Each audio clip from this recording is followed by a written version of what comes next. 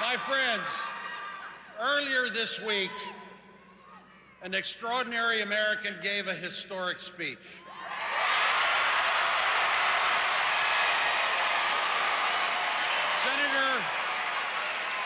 Senator Barack Obama addressed the issue of race with the eloquence and sincerity and optimism that we have come to expect of him.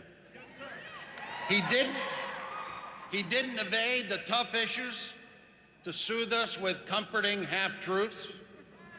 Rather, he inspired us by reminding us of the awesome potential residing in our own responsibility.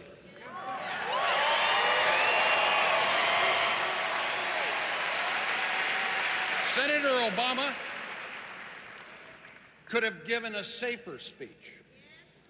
He is, after all, well ahead in the delegates count for our party nomination.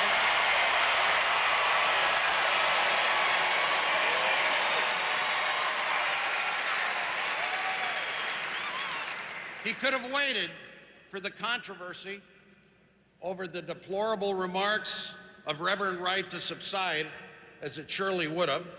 Instead, Senator Obama showed us once again what kind of leader he is.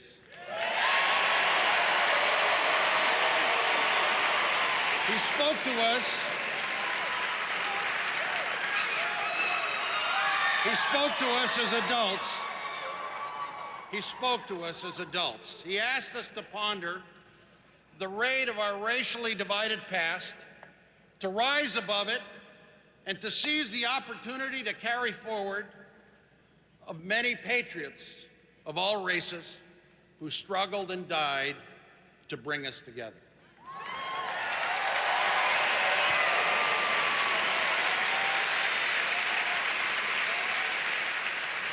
Senator Obama reminded us that cynicism is not realism and that hope is not folly. He called upon us not just to dream about a less racially divided America, but also to do the hard work needed to build such an America. He asked every American to see the reality and the pain of other Americans, so that together we can rise above that which has divided us. He appealed to the best in us.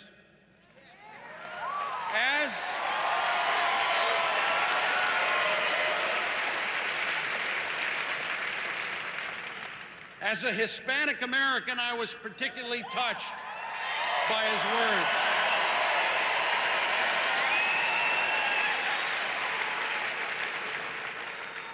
Este es un hombre que nos entiende y nos va a respetar.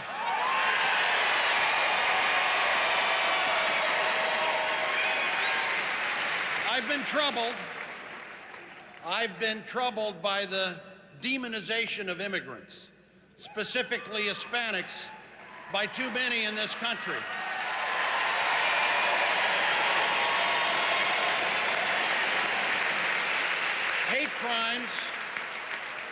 Hate crimes against Hispanics are rising as a direct result, and now, in tough economic times, people look for scapegoats.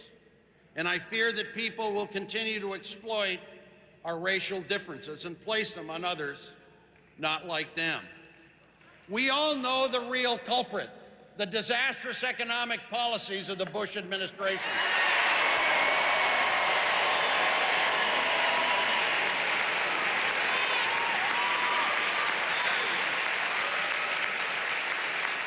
Senator Obama has started a discussion in this country that is long overdue and rejects the politics of pitting race against race. He understands that clearly by only bringing people together and by bridging our differences can we succeed together as Americans.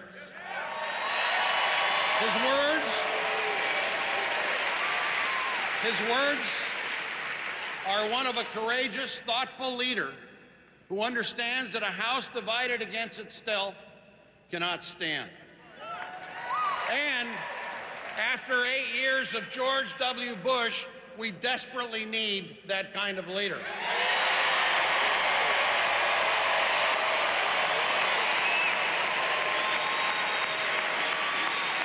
Our national security and our global standing have been gravely damaged by the divided partnership of recent years.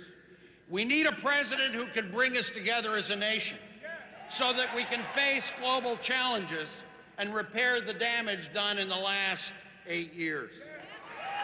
I am convinced that Barack Obama will make the historic and vital investments into clean and renewable energy to help create jobs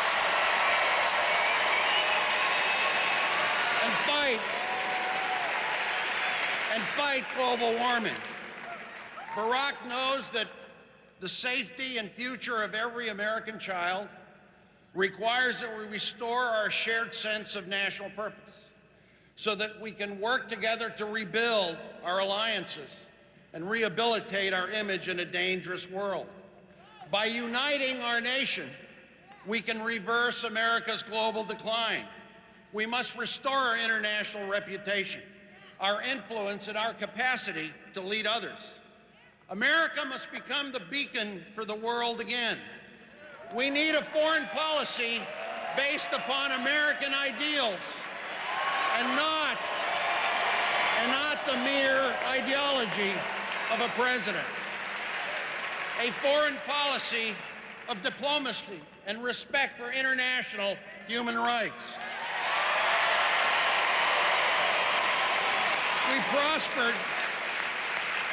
We prospered and prevailed in the Cold War because both our enemies and friends knew that containment of the Soviet Union and the promotion of democratic values was not a Democratic or a Republican policy. It was an American policy, the very essence of what America was. Senator Obama understands the importance of realism, of principle, and bipartisanship in foreign policy. He opposed the Iraq War from the beginning because he knew that,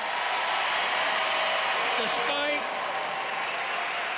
what the administration claimed, that this war would not be easy. He also opposed the war because he saw the president's rush to employ military force, and to do so without the support of our allies.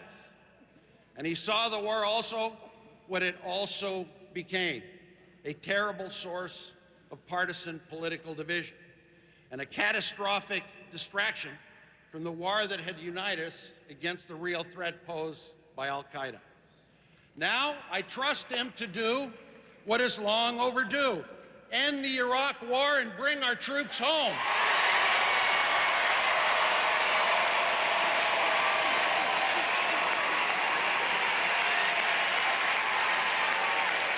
Now, I know Senator Obama quite well. I got to know him when I chaired the last Democratic National Convention, where he gave that wonderful keynote address.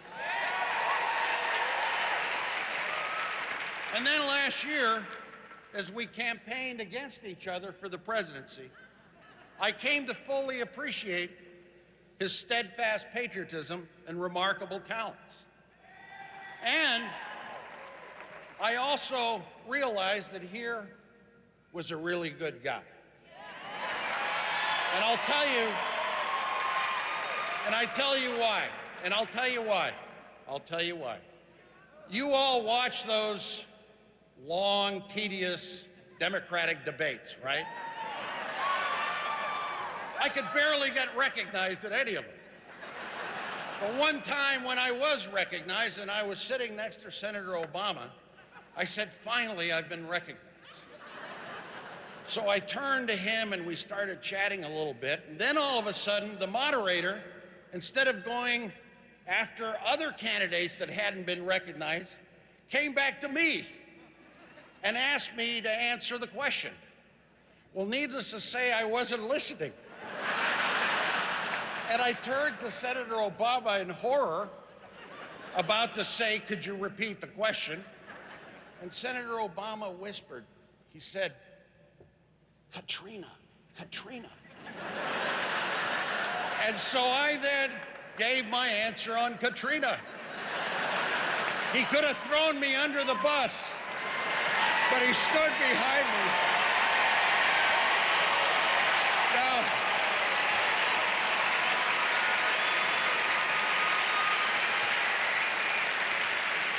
Now, don't tell anyone about that incident. You know, I also felt a kinship with him because we both had one foreign-born parent, and we both lived abroad as children.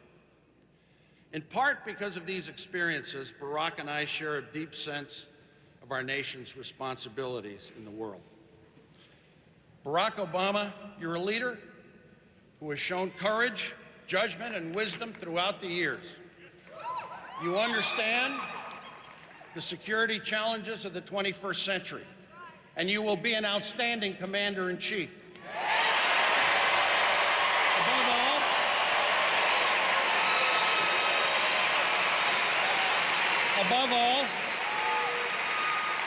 Above all, you will be a president who brings this nation together and restores American global leadership.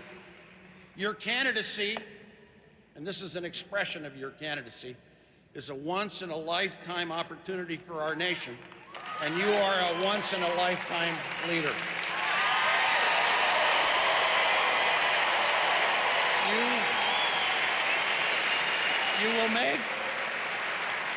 You will make every American proud to be an American, and I am very proud today to endorse your candidacy for president.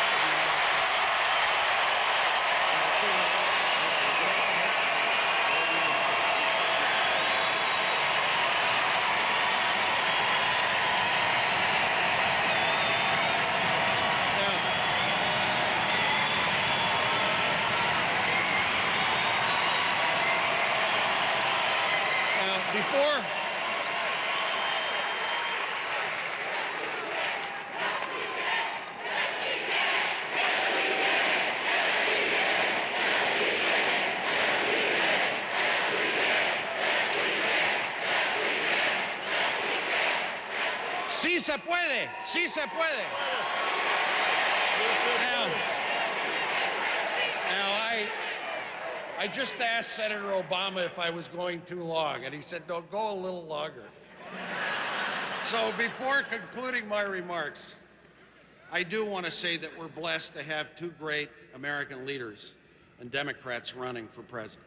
Now, my great affection and admiration for Senator Clinton and President Clinton will never waver. It is time, however, for Democrats to stop fighting amongst ourselves and prepare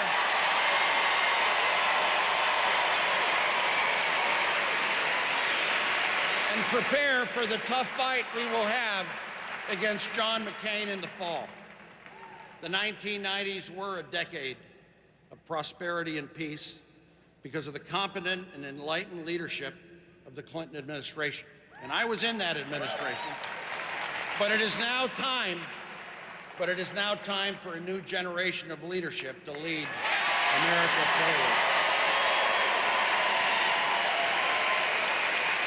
Barack Obama will be a great and historic president who can bring us the change we so desperately need by bringing us together as a nation here at home and with our allies abroad.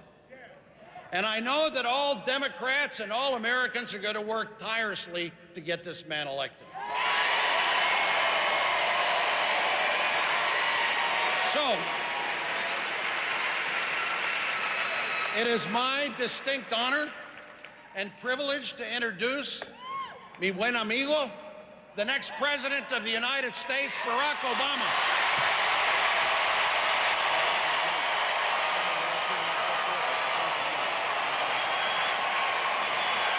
Bill Richardson.